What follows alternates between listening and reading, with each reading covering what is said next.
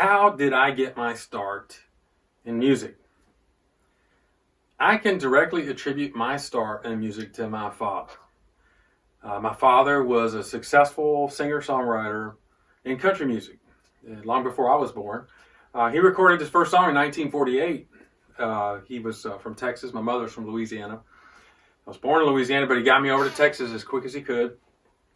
And by the time I'd come along, my father had already had this great career, both as an artist and as a songwriter. He developed the moniker of Country Johnny Mathis. He had a chart hit before the pop Johnny Mathis, but to keep them separate, he tagged country in front of his name. And so as an artist, he was in a duo called Jimmy and Johnny, and they had top 5 song in 53, and in the next year or two, they had the same, their manager and Elvis's manager. Elvis had one hit, and so they were doing a lot of dates together and being back to the Louisiana hayride by Saturday night. My father was on the hayride a lot in the 50s, and as an artist later on in the 60s, he had some chart songs in United Artists. And then as a songwriter, a lot of cuts, a lot of songs cut during the 50s and 60s, and even on through the years, but by artists that became legendary: George Jones, Charlie Pride, Webb Pierce, Johnny Horton, Johnny Paycheck, the Whites in the 80s, Elvis Costello. Just a broad range of songs recorded on, gold records, Billboard albums, gold charting, gold status, those kind of things. And so when I came along, 68, and then my mother and father had 2 more sons, so I have 2 brothers.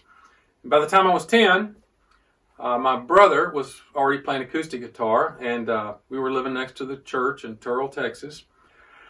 And so my father bought a piano chord book from the music store and come home with that, and I started learning to chord the piano at 10 years old. And so he developed his own family band, and my little brother started playing some percussion, and through that we wound up playing dates in churches in Texas and Louisiana, and even far away as North Carolina, and so I had that experience of playing music as a start with my father. Now, we were not incredibly aware of our father's professional background, so you'd have to have been at some of our practices as a 10, 11, and 12-year-old with my father. It's kind of funny, he was a stickler for certain foundations of music, and now we know why. During practice, he might stomp his foot and say, "Son, you're dragging," or, "Son, you're rushing me." So all these things through that time that helped with our formation about a foundation of music. I remember when my brother started playing 2 pieces of wood, clicking them together for percussion. And then he got my brother a snare drum. And I remember what he told my brother. He said, "Son, when you learn to play that, I'll get you some other stuff to go with it." So that's how my father's philosophy of music was.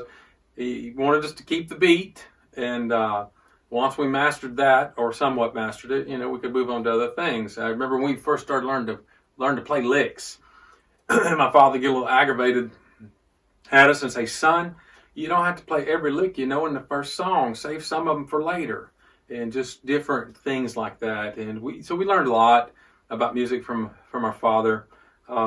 Went to Dallas, Texas. I wrote my first song when I was 9 years old. Through my father, developed this great interest, mostly in songwriting. That's always been my passion. And wrote my first song when I was 9. We went to Dallas, recorded the Mathis family album, and so that was on there. And so a progression of music. And then around 1981, my dad's old producer called him up and offered him a staff writer's job to get back to professionally writing. And so we moved to Nashville in 1981. And through the 80s, we still did the family music, and me and my brothers were finishing school and high school. And by the early 90s, my father got more into the family doing some recordings. And in the early 90s, so we were shipping out 45 singles of the Mathis family. I'd written a song called "I'm On My Way Up," and that was one of the first ones we recorded and shipped that out. And I received my first BMI check from that. It was $99. It was $1 short of being triple figures. And so I was hooked. I was hooked, and with my dad, worked a lot with the family publishing company and writing, and I would, write through the 90s. And By 1997, I had the idea that if I worked in the music industry, I could network better with songwriting. And so I actually landed a job with a company called Homeland Entertainment, and they were a Southern Gospel record label. And so I actually started with that company fulfilling direct mail orders. But I got to meet a lot of writers and begin co-writing with other writers. So it was kind of serving its purpose. And then they opened up a publishing division, and I moved into the position of director of publishing. And so pitching and placing songs and writing songs, and it was a great time, especially for Southern Gospel. For me, there was a lot of groups on the label: the Florida Boys, the Hoppers, the Spear Family, the Cathedrals. It was the last year or two of the Cathedrals. Walt Mills, Ivan Parker, Bishops. Just a lot of artists through that time period. In fact, the Florida Boys. A lot of times gospel groups would switch over back in the day, quartets, and go sing background on country records. And so the Florida Boys had actually sang on some of my dad's recordings in the very early 70s. And I wound up having a cut by the Florida Boys. So that was kind of endearing to me to have that tie-in association come back full circle. And they were a legendary group in Southern Gospel. And since then, I've had a lot of artists record songs I've written or co-written, and legendary groups like that and others. But that started a journey for me that led me into what I call being a jack of all trades and a master of none. So I learned to wear a lot of different hats. I actually got into doing press and publicity and writing press releases, and doing some radio work and radio promotion and sending out singles. And eventually, in the last 10 years, over 10 years ago, I wound up with a company called Mansion Entertainment. And through that process, got into engineering, and which later led to producing some albums.